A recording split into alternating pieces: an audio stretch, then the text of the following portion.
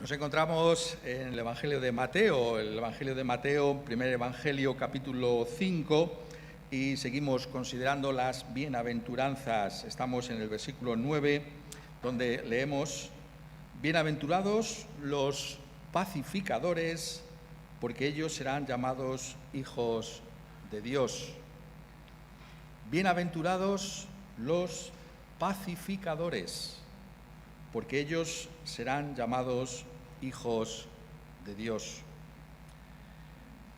Uno de los lugares más comunes de nuestra cultura, una leyenda urbana más que hay, es que si existe quizá algún Dios por ahí, pues entonces necesariamente todos somos sus hijos. Todos y cada uno de los seres humanos, por el hecho mismo de serlo, ya somos hijos de Dios. Pero si vamos a la Escritura, si vamos a la palabra de Dios, encontramos que nos dice que el ser creados por Dios no significa que todos seamos hijos de Dios.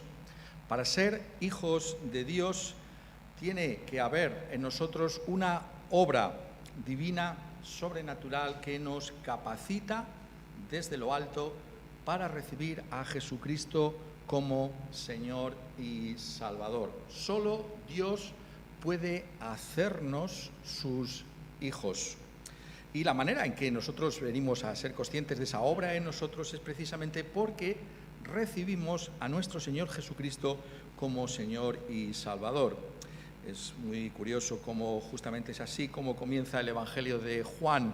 El Evangelio de Juan, en su prólogo, en la introducción que hace, el apóstol enseguida quiere mostrarnos la realidad de que ese verbo de Dios, que es Dios mismo, tiene que ser recibido para que nosotros vengamos a ser esos hijos de Dios. Y por eso nos dice en el capítulo 1 y en el versículo 12: mas a todos los que le recibieron, a los que creen en su nombre, les dio potestad de ser hechos hijos de Dios.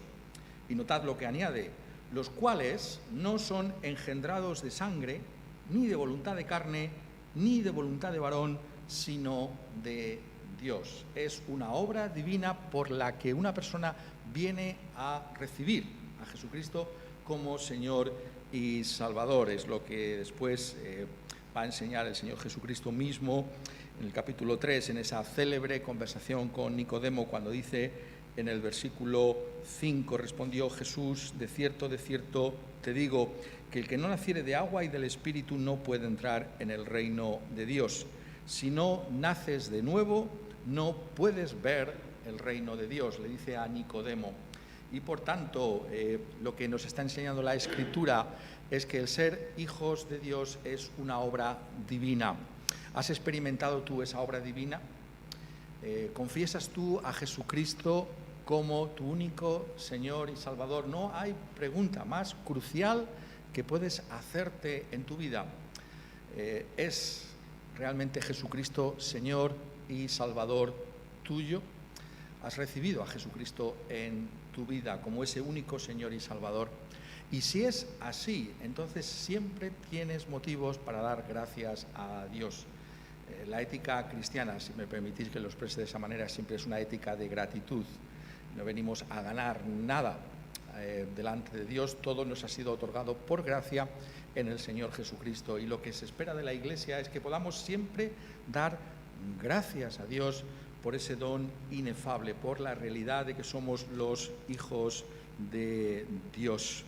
Y esto es justamente lo que está constantemente buscando que el apóstol Juan que podamos hacer. Él está cautivado por esa realidad de lo que Dios ha hecho en su vida y en la vida de la Iglesia, y por eso también en su primera epístola nos dice en el capítulo 3, desde el primer versículo: mirad cuál amor nos ha dado el Padre para que seamos llamados hijos de Dios. Ahí está el amor, que podamos ser llamados hijos de Dios. Por esto el mundo no nos conoce, porque no le conoció a Él. Y por tanto queda muy claro que no todos son hijos de Dios, sino aquellos que han recibido a Jesucristo como Señor y Salvador. El mundo no conoce verdaderamente a los hijos de Dios. Es Dios el que ha obrado en nosotros para que seamos sus hijos, para que recibamos a Jesucristo como Señor y Salvador. Pero estamos viendo en estas bienaventuranzas como precisamente esa realidad de la que nos estamos haciendo eco ahora, el de ser hijos de Dios, es una identificación del pueblo suyo. Es muy interesante cómo lo pone aquí el Señor Jesucristo en esta bienaventuranza. Está diciendo, bienaventurados los pacificadores, porque ellos serán llamados hijos de Dios. ¿Qué es lo que está aquí diciendo? Yo os recuerdo que las bienaventuranzas lo que están haciendo es mostrar los rasgos de aquellos que forman parte del pueblo de Dios.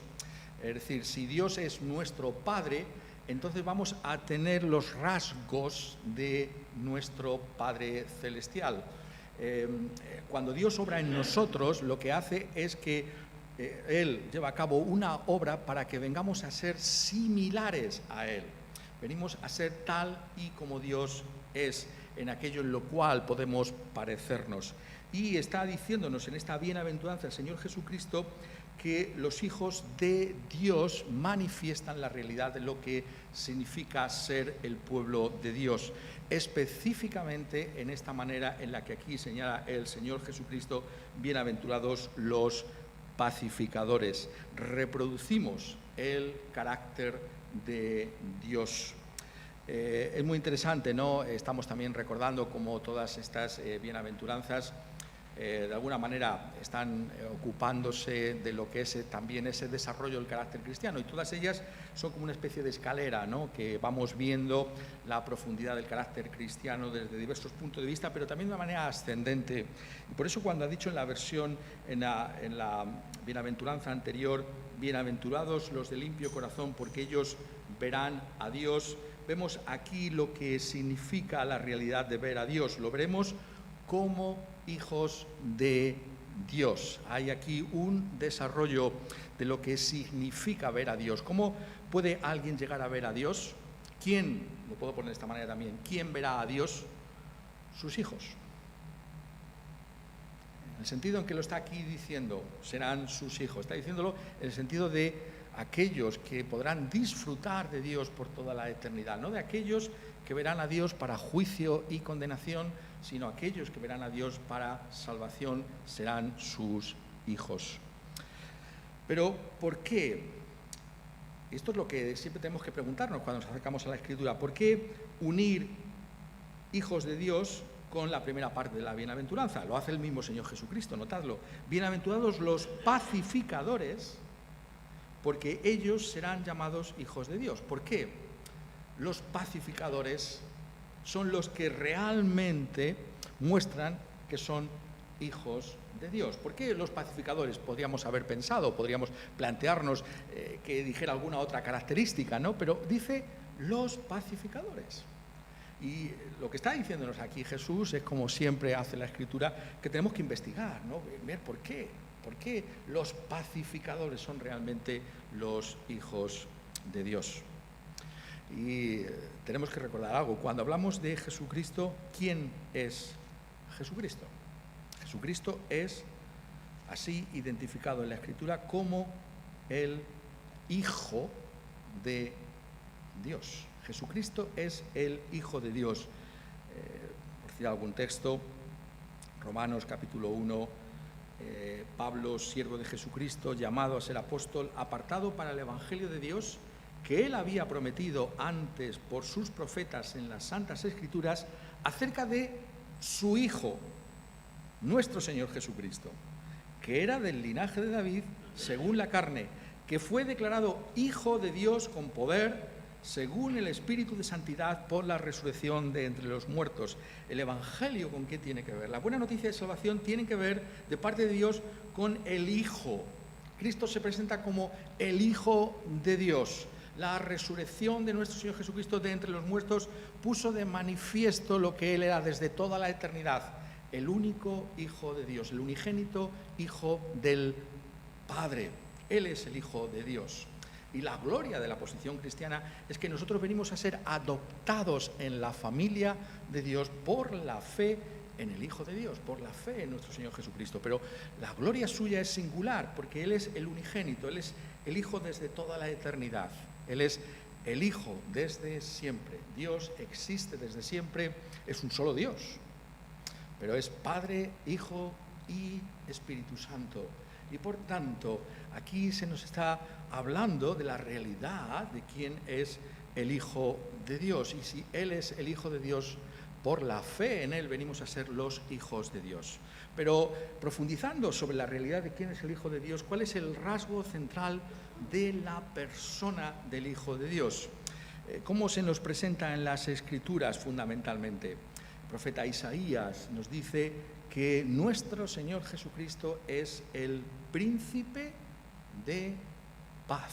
Príncipe de paz, palabras que solemos recordar en las fechas de Navidad, pero que el profeta evangélico Isaías nos dice que son el centro mismo de la presentación de quién es el Mesías. Ese Mesías que habría de venir es conocido porque es el príncipe de paz. Y esto significa que Él es el único que puede establecer la paz entre Dios y los seres humanos. ¿Cuál es el oficio, si lo puedo decir de esta manera, de nuestro Señor Jesucristo, del Hijo de Dios? Es establecer la paz entre Dios y los seres humanos. Él es el único que lo puede hacer. Cuando se nos habla de que Él es el príncipe, quiere decir justamente esto, que solo Él tiene el poder y la autoridad para establecer la paz entre Dios y los hombres. Y esto es en lo que abunda constantemente toda la Escritura. Cuando habla del Señor Jesucristo, nos habla de la misión de Jesucristo en este mundo. Y la misión es establecer esa paz entre Dios y los hombres. Pero aquí, claro, nosotros, seguramente alguno puede hacerse esta consideración. ¿Qué estás diciendo? Paz entre Dios y los hombres. ¿De qué estás hablando? ¿Cómo es posible que hables de esa manera? Bueno, es porque la Escritura enseña con toda claridad que por naturaleza todos nosotros, todos los seres humanos, somos enemigos de Dios. Todos nosotros estamos en enemistad contra Dios. Quizá te sorprenda esa afirmación, pero déjame que te diga que es porque no conoces realmente la profundidad de tu corazón. No te das cuenta realmente de hasta qué punto nos hemos alejado de Dios por nuestro propio pecado. El apóstol Pablo, escribiendo a los Romanos en el capítulo 8, nos dice: porque el ocuparse de la carne es muerte, pero el ocuparse del Espíritu Santo es vida y paz. Por cuanto los designios de la carne son enemistad contra Dios, porque no se sujetan a la ley de Dios ni tampoco pueden. Está diciéndonos que en nosotros hay un poder anárquico, un poder tiránico que se opone a Dios y que nos arrastra con Él. Un poder que se identifica con lo que somos en nuestra propia rebelión contra Dios y que se caracteriza por esa enemistad, por esa falta de sujeción a la ley de Dios. Tú puedes decir, no, pero es que esta palabra es muy fuerte, enemistad, enemigo de Dios, pero si no te sujetas a la ley de Dios, entonces eres un enemigo de Dios. Tiene que ver con la ley de Dios. No simplemente es una cuestión de sentimiento, es decir, yo no me siento que soy realmente alguien que aborrece a Dios, no lo siento esto así, ¿no? Pero no es una cuestión de que lo siento, es una cuestión de que es un hecho, ¿no? De que nos rebelamos contra la ley de Dios, nos rebelamos con nuestra mente, nos rebelamos incluso con nuestros sentimientos. ¿Cuántas veces, no? Chirría, ¿no? Los dientes, se puede decir así, del hombre y dice, ¿cómo es posible que Dios mande esto? No lo acepto. Y hay un sentimiento de enemistad contra Dios y nuestra práctica también, claro. Hacemos lo contrario, no antes que pensamos que la ley está mal, sino que nos comportamos mal, ¿no?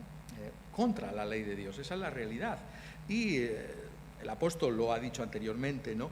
Cuando, mostrando lo que es la gloria del Evangelio, ha dicho en el capítulo 5 y el versículo 10, porque si siendo enemigos, si miráis estas primeras palabras que el apóstol ha escrito en Romanos capítulo 5, describe allí a los pecadores de varias maneras. Una de ellas es enemigos de Dios, somos enemigos de Dios.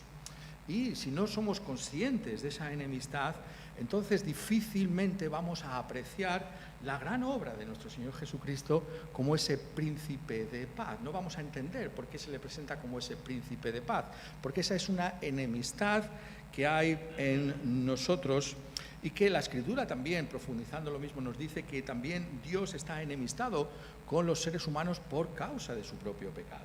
No solamente es que nosotros tenemos a Dios como nuestro enemigo, sino que Dios dice que precisamente como hemos roto su ley, nosotros somos también enemigos delante de sus ojos. Y somos enemigos irreconciliables. Dios y el hombre pecador se encuentran en abismos, separados por un abismo infranqueable, a menos que podamos entender quién es nuestro Señor Jesucristo. Y ahí está la gloria de este Evangelio, la realidad de la iniciativa de Dios mismo de reconciliarse, de hacer las paces para con los seres humanos en la persona de nuestro Señor Jesucristo y solamente en nuestro Señor Jesucristo. Y esto es tan fundamental que incluso si leéis de una manera muy superficial las Escrituras, os dais cuenta de que es el centro mismo de las mismas, porque se nos habla una y otra vez desde varios puntos de vista, pero este es el centro. Solo Cristo puede reconciliarnos con Dios por medio de su obra en la cruz del Calvario. Por eso la cruz es tan central en la fe cristiana. Por eso no podemos hablar del cristianismo si no mencionamos constantemente la cruz de nuestro Señor Jesucristo, porque la cruz es el centro mismo de la realidad de esa reconciliación que solo puede pasar por la muerte expiatoria de Jesucristo a favor de la Iglesia, a favor de aquellos que han de ser salvos. Pero el texto, ¿no? De alguna manera Jesús deja aquí estas pinceladas, ¿no?, en las bienaventuranzas y nos está llamando a profundizar en ello, porque aquí está usando bienaventurados los pacificadores, ¿no? Ellos son los que serán llamados hijos de Dios. Pues mirar, es muy interesante que esta misma palabra pacificadores es justamente la que aparece en Efesios capítulo 2 y en el versículo 15. Pero leemos desde el versículo 14, donde dice: porque Jesucristo, notad las palabras, Jesucristo es nuestra paz, que de ambos pueblos hizo uno, derribando la pared intermedia de separación. Está hablando de esa enemistad que existía también entre los pueblos, ¿no? La enemistad no solamente con Dios, sino entre los mismos pueblos, ¿no? Las guerras muestran que el corazón humano es un corazón que siempre está enemistado. Y había esa enemistad entre los judíos y los demás pueblos de la tierra, los gentiles. Pero dice aquí que Él es nuestra paz, ha derribado la pared intermedia de separación, aboliendo en su carne las enemistades. No había otra manera, en su carne son abolidas la ley de los mandamientos expresados en ordenanzas, para crear en sí mismo de los dos un solo y nuevo hombre, y notad lo que dice al final del versículo, haciendo la paz. Es decir, Él es un pacificador, es la misma palabra en el original. Bienaventurados los pacificadores, Cristo es el primer pacificador. Si puede haber pacificadores en esta tierra, y los cristianos tienen que serlo, es porque ha habido un pacificador, que es nuestro Señor Jesucristo mismo. Y por eso añade, y mediante la cruz, reconciliar con Dios a ambos en un solo cuerpo, matando en ella las enemistades. Es enfático el apóstol aquí, la enemistad queda sepultada para siempre en la obra de nuestro Señor Jesucristo en la cruz. Y esto aparece también en Colosenses, que sabéis que es la epístola gemela a los Efesios, es decir, ambas fueron escritas al mismo tiempo en la cautividad del apóstol Pablo. Y por tanto, si leéis Efesios y Colosenses, veréis que se parecen muchos temas que se tratan. Y dice allí en Colosenses 1, hablando del Señor Jesucristo, por cuanto agradó al Padre que en Él habitase toda plenitud, y por medio de Él reconciliar consigo todas las cosas, así las que están en la tierra como las que están en los cielos, haciendo la paz mediante la sangre de su cruz, pacificando. es la misma palabra también. Él ha pacificado toda realidad mediante la sangre de su cruz. La única manera en la que tú y yo podemos hacer las paces para con Dios es por medio de nuestro Señor Jesucristo. No hay otra manera en la que tu enemistad para con Dios puede disolverse. No hay otra manera en la que la enemistad de Dios contra ti pueda ser quitada de en medio si no confías en aquel que murió en la cruz, que derramó su sangre en la cruz del Calvario. Y esto es así porque nuestro Señor Jesucristo pagó por nuestros pecados en la cruz. Todo aquello que la ley exigía. Antes hablábamos de que la enemistad se mide en términos de el quebrantamiento de la ley de Dios. Todo aquello que nosotros habíamos quebrantado y que nos hacía que fuéramos culpables delante de Dios. Todo aquello Cristo lo pagó en la cruz. La gloria de este evangelio es que ha habido un pago suficiente en aquella cruz por nuestro pecado. Él ha saldado la deuda que tú y yo teníamos para con Dios. La deuda que venía precisamente de esa ruptura de la ley en nosotros, en toda la profundidad de nuestro ser. Y Él es aquel que llevó, por tanto, ese castigo en la cruz. Por eso se habla de la sangre. ¿La sangre qué quiere decir ahí? Significa que tuvo su vida que ser dada, que tuvo que entregar su vida, que su vida la dio hasta el punto de morir, perderla, para nuestra propia salvación. Eso significa la sangre. Significa que la perdió de una manera violenta. Significa que fue crucificado, que fue un castigo. ¿Pero porque Él era pecador? No, la Escritura dice porque nosotros éramos pecadores. Porque nosotros hemos roto la ley de Dios. Él estuvo dispuesto a sustituirnos. Por eso dice la Escritura, el justo se dio en lugar de los injustos para llevarnos a Dios. Todo pasa, por tanto, por el pacificador que ha hecho las paces por medio de su obra en la cruz. Y por eso el cristiano puede siempre venir con seguridad y con gratitud delante de Dios. Porque el cristianismo no tiene nada que ver con lo que tú puedas contribuir para Dios. Esta es la religión, ¿no? Bueno, a ver qué puedo poner yo. No, ya está todo hecho. La cruz es una obra realizada. Sabemos que es así porque Cristo ha resucitado entre los muertos, porque Cristo vive. Y por tanto el cristiano viene delante de Dios persuadido de que está en paz para con Dios por medio de nuestro Señor Jesucristo. ¿Tienes tú esa paz para con Dios por medio del Señor Jesucristo? Esa es la gran bendición de la que se nos habla en toda la Escritura. Esas son las grandes palabras con las que comienza ese capítulo 5 de Romanos, cuando dice el apóstol: justificados pues por la fe, tenemos paz para con Dios por medio de nuestro Señor Jesucristo. La paz que sabemos que aparece tantas veces también en el Antiguo Testamento, el shalom, la armonía, ¿no? La reconciliación con Dios y todo lo que implica estar a bien con Dios, todas esas bienaventuranzas que nos esperan, ¿no? Esa plenitud de gozo y de alegría en la presencia de Dios por toda la eternidad, ese shalom eterno. Esto es por causa, revela el Nuevo Testamento, por causa de aquel que estuvo dispuesto a morir en una cruz por pecadores como nosotros. Nos regocijamos en Cristo, nos damos cuenta de que Él es el príncipe de la paz. La gran pregunta ¿es Él para ti el príncipe de paz? ¿Te has reconciliado con Dios por medio de la sangre derramada en la cruz del Calvario? Eso es lo que es fundamental para nosotros. Pero, obviamente, estamos ciñéndonos a la bienaventuranza, aunque para explicarla tengamos que recurrir a otros muchos textos. ¿Qué es lo que está diciendo entonces aquí?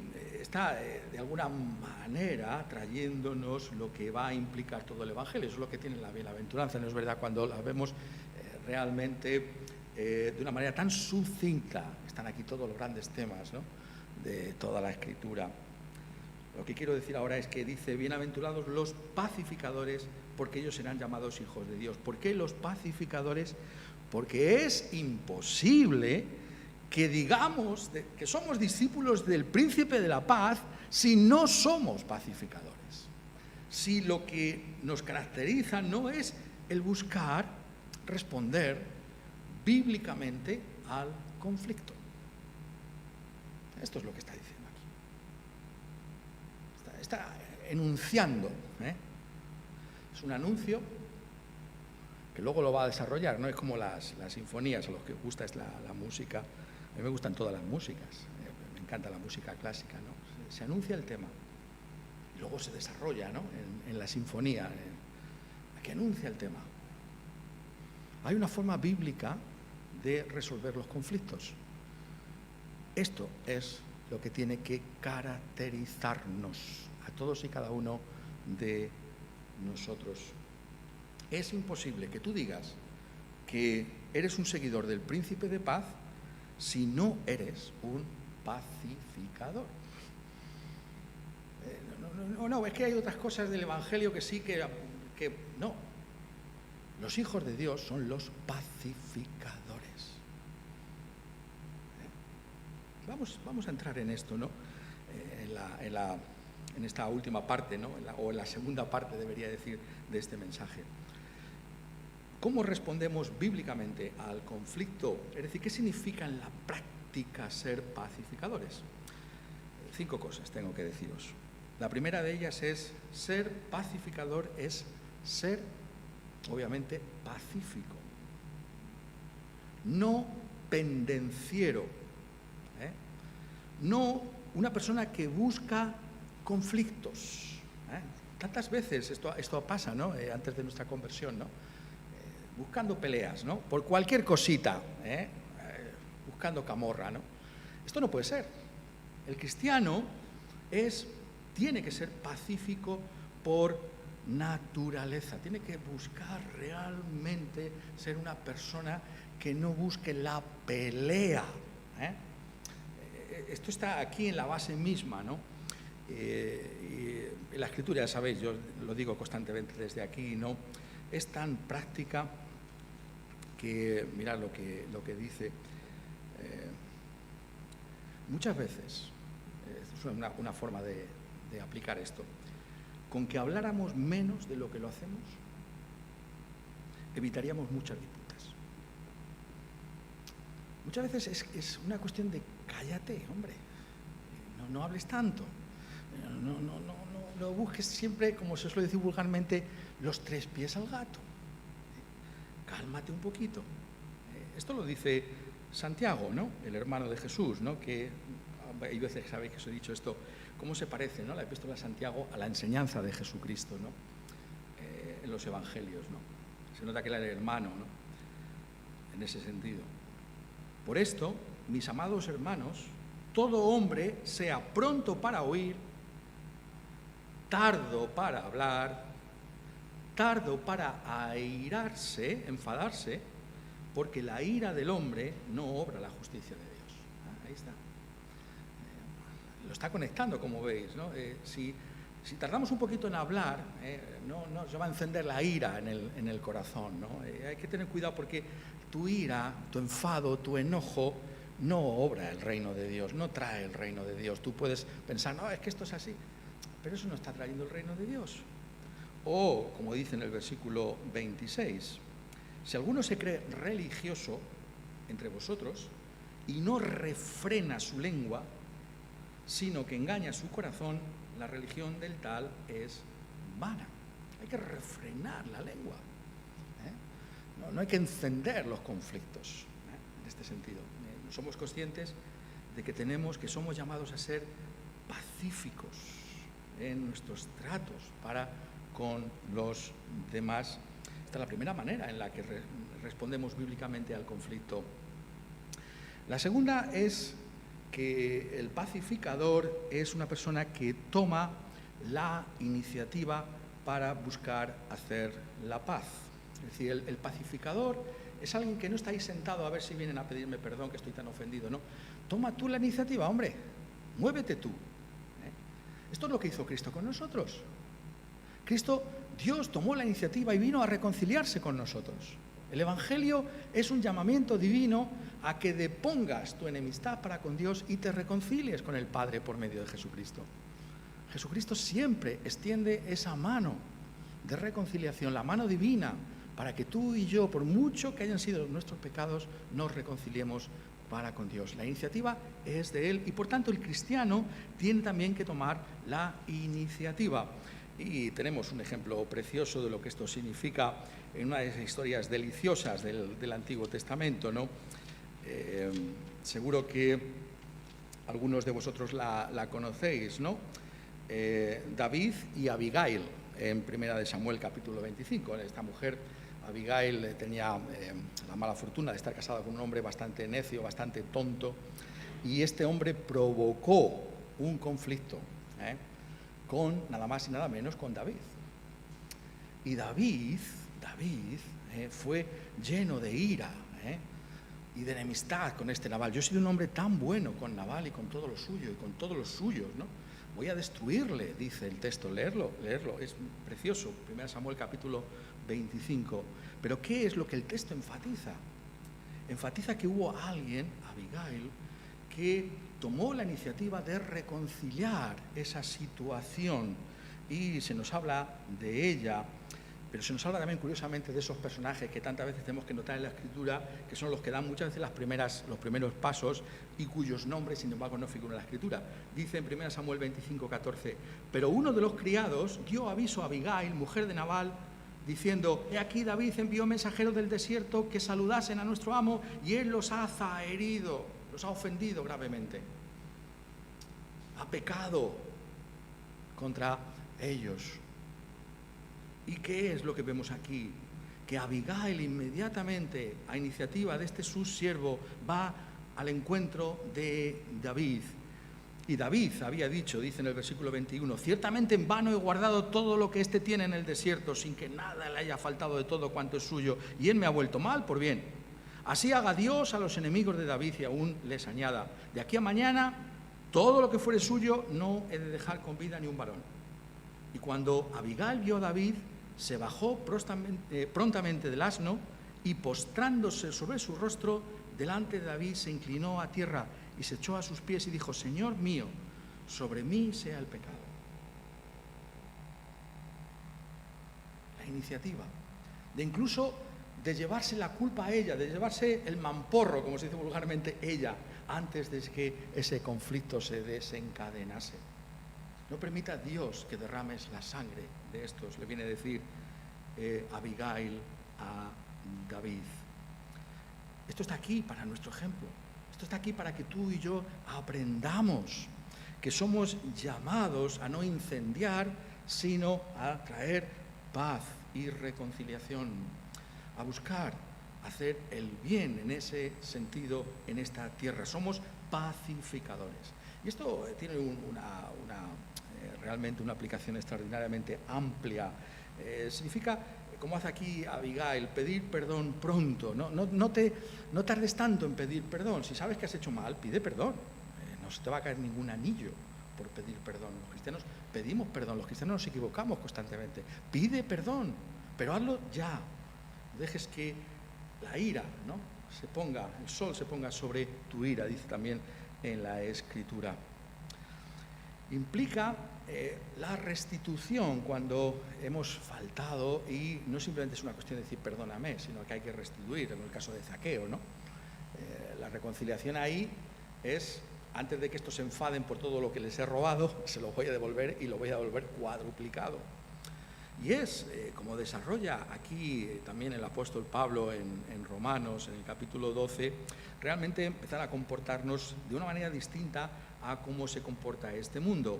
Por eso dice en Romanos 12, 18, si es posible, en cuanto dependa de vosotros, estad en paz con todos los hombres. ¿Qué significa eso? No os venguéis vosotros mismos, amados míos, sino dejad lugar a la ira de Dios. Porque escrito está: mía es la venganza, yo pagaré, dice el Señor. ¿Y esto cómo se hace? Así que, si tu enemigo tuviere hambre, dale de comer. Si tuviere sed, dale de beber. Pues haciendo esto, ascuas de fuego amontonarás sobre su cabeza. No seas vencido de lo malo, sino vence con el bien el mal. Esa es la auténtica pacificación. Porque estás quitando todo tipo de argumentos a tus propios enemigos. En realidad, como estamos diciéndonos, como está diciendo, hay algo de Dios en esto, ¿no es verdad? ¿O lo dudas? ¿O lo dudas? Porque mira lo que dice en este mismo sermón de la montaña el Señor. Pero yo os digo, amad a vuestros enemigos, bendecid a los que os maldicen, haced bien a los que os aborrecen y orad por los que os ultrajan y os persiguen, para que seáis hijos de vuestro Padre que está en los cielos, que hace salir su sol sobre malos y buenos y que hace llover sobre justos e injustos. ¿Habéis notado la coletilla? Para que seáis hijos de vuestro Padre. Los hijos de Dios pacifican, toman la iniciativa, hacen el bien en este mundo, en ese sentido. Lo que este mundo necesita son pacificadores, somos llamados a serlos. Ser pacífico es tomar la iniciativa. En tercer lugar, es buscar la conciliación personal. La conciliación personal. Esto tiene varios desarrollos, ¿no? Simplemente estoy enunciándolo, daría tiempo cada uno de estos puntos para todo un estudio bíblico. Muchas veces consiste sencillamente en seguir el consejo que trae el apóstol Pedro en Primera de Pedro, en el capítulo 4 y en el versículo 8. Y ante todo, tened entre vosotros ferviente amor, porque el amor cubrirá multitud de pecados. ¿Qué significa esto? Bueno, pues significa que muchas veces en la vida, aunque tú te sientas ofendido por alguien, simplemente pásalo por alto. Es una cosa tan pequeña, tan insignificante realmente a la luz de lo que es el reino de Dios y principios mucho más importantes que no merece la pena que te enzarces en ningún tipo de conflicto por algo tan pequeño. El amor cubre multitud de pecados.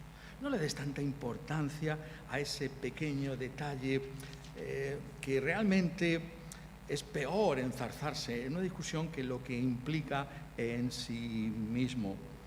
Es lo que enseña el libro de Proverbios también, capítulo 12, versículo 16. El necio al punto da a conocer su ira, mas el que no hace caso de la injuria es prudente. Esa es la persona que Dios quiere, el prudente. El necio enseguida se enciende. Eso no somos llamados a eso. 17, Proverbios 17, 14. El que comienza la discordia es como quien suelta las aguas. Deja pues la contienda antes que se enrede. Para un momento, párate un momento. No sigas por ese camino. Conciliación personal, pero también implica diálogo. No todas las cosas se pueden pasar por alto.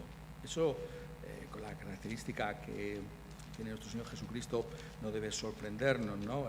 Lo práctico que es el Evangelio. Hay veces que hay cosas que no se pueden pasar por alto. Pero eso no quiere decir que no se busque la paz. Mateo, capítulo 18 y versículo 15. Por tanto, si tu hermano peca, ve y repréndele estando tú y él solos. Si te oyere, has ganado a tu hermano. Esto es una resolución bíblica también del conflicto. Si hay algo que sí tiene entidad, tú tienes que confrontar a esa persona. Tienes que decir, hermano, esto no puede ser, esto es un pecado, esto no está bien, pero a solas con él. No hay nada que impida más la reconciliación que airear cosas. Tienes que ir en primer lugar al hermano. Hermano, esto yo creo que no está bien. A lo mejor tu hermano te convence a ti, oye, pues esto no está mal. Muy bien. Siempre queremos la paz. Pero si esto está mal, tienes que buscar esa conciliación personal por medio también del diálogo. Confrontamos con amor al hermano y le decimos, esto no es así. Lo hacemos bíblicamente, pues esto está aquí para ser implementado por nosotros, a solas con él. Es una conciliación personal. Tercero. Cuarto, conciliación a favor de otros. De alguna manera está relacionada con lo que decíamos antes de tomar la iniciativa, pero es otro punto que he querido desarrollar aparte porque implica también que otros puedan pedir tu colaboración. La fe cristiana realmente significa darnos cuenta, ¿no? Como decimos muchas veces, sobre todo en una cultura como esta, ¿no? Que lo cantaba, ya sabéis, Simón y Garfunkel, ¿no? I am a rock, soy una roca, ¿no? La idea de esta cultura individualista, yo solo, lo que importa en este mundo soy yo, no.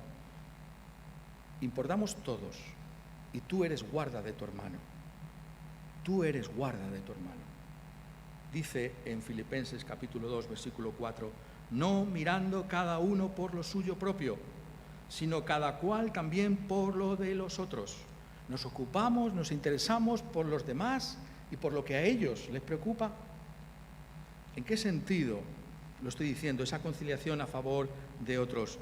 Porque dice en Mateo 18 también y versículo 16 con respecto al hermano al que tú has ido, mas si no te oyere, toma aún contigo a uno o dos, para que en boca de 2 o 3 testigos conste toda palabra. Hay hermanos, toma hermanos en la iglesia y dice, mira, hay aquí un conflicto, ayúdame a solventarlo. No es que sean testigos en el sentido de que sean jueces, ¿no? Que van a acabar condenando, puede ser que sí, que puedan decir esto está mal, y se lo digan también ellos, pero te ayudan a ti. ¿Estamos dispuestos a esa conciliación a favor de otros? ¿Estamos dispuestos a que un hermano diga, oye, ayúdame en esto? Hablamos con alguien para solucionar estas cosas. O creemos que es una cosa individual mía, yo lo tengo que solucionar. No. Echa mano de otros hermanos. No todo lo tienes que hacer tú solo, ¿no? Tienes que mirar también que otros pueden ayudarte. Y tú estás dispuesto a ayudar en situaciones de conflicto o interfiere con tu vida. Entonces ya no. No, tienes que estar dispuesto. Tenemos que estar dispuestos a ir esa milla extra, como dice el Señor. Y esta sería la quinta característica de la respuesta bíblica al conflicto: conciliación como iglesia. Como iglesia. Si no lo oyere a ellos, dilo a la iglesia. Dilo a la iglesia. Toda la iglesia es llamada a ser pacificadora, a resolver ese conflicto. Hay aquí un conflicto, esta persona no ha escuchado al hermano privadamente, no ha escuchado a varios testigos. Toda la iglesia está envuelta. Todos somos pacificadores, todos tenemos algo que decir. No es una cuestión simplemente de un pastor o de unos diáconos, unos ancianos o de los miembros más antiguos del lugar. No, es de toda la iglesia. Todos podemos participar. Tenemos ese espíritu de conciliación. Porque la idea es ganar al hermano. Muchas veces se leen estos textos de Mateo como si simplemente es un procedimiento disciplinario frío y seco. No es eso, la idea es ganar a las personas. Es ganar a las personas esto. Aquí no se trata de enfrentarnos con nadie. Se trata de ganar a las personas para el reino de Dios.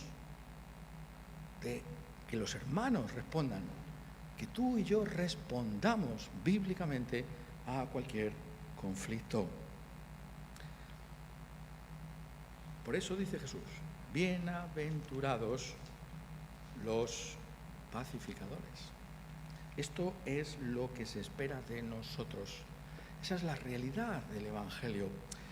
Es realmente una vida, como se suele decir ahora mucho, cruciforme. Una vida que adopta la forma de una cruz. ¿Por qué? Porque eso es el Evangelio, eso es el cristianismo. El cristianismo no es yo sigo pensando como antes, ¿no? Lo único que tengo ahora es un pasaporte para el cielo, ¿no? No, eso no tiene nada que ver. Eso es realmente una ofensa a la obra de Cristo. Porque Cristo te ha salvado para que tú seas como Él, un pacificador en este mundo. Para que la gente pueda decir, bueno, realmente esta persona ha sido transformada. Porque es verdad, por naturaleza no es muy pacificador, que digamos, ¿no? Pero algo ha pasado en esta persona. ¿Y no ese es un testimonio extraordinario del Evangelio? Cuando tú, que no lo eres por naturaleza, que no lo somos por naturaleza, manifestamos algo de esta realidad y procuramos que esto sea algo real más y más en nuestra vida. Por eso, esta bienaventuranza es un paso más en la realidad de lo que significa ser el pueblo de Dios.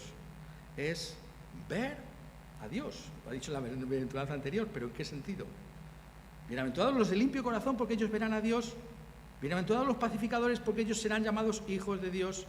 Porque es ver a Dios como nuestro Padre Celestial. Como aquel que puso en marcha la gran obra de la redención, de reconciliación, contigo, que eras enemigo de Dios. El Padre nos amó de tal manera en su Hijo Jesucristo, que puso en marcha un camino de paz para contigo, por medio de la sangre de su propio Hijo Jesucristo. Y por tanto, si estamos reconciliados, tenemos que vivir reconciliados con nuestros prójimos. Tenemos que, en lo que dependa de nosotros, buscar y procurar la paz a nuestro lado. Ese es el alto llamamiento que nos trae el Señor Jesucristo. No puede ser otro, porque Él es el príncipe de la paz, porque Él es aquel que ha hecho la paz para con nosotros. Y si Él te ha reconciliado a ti, tú tienes que ser un agente de reconciliación en este mundo.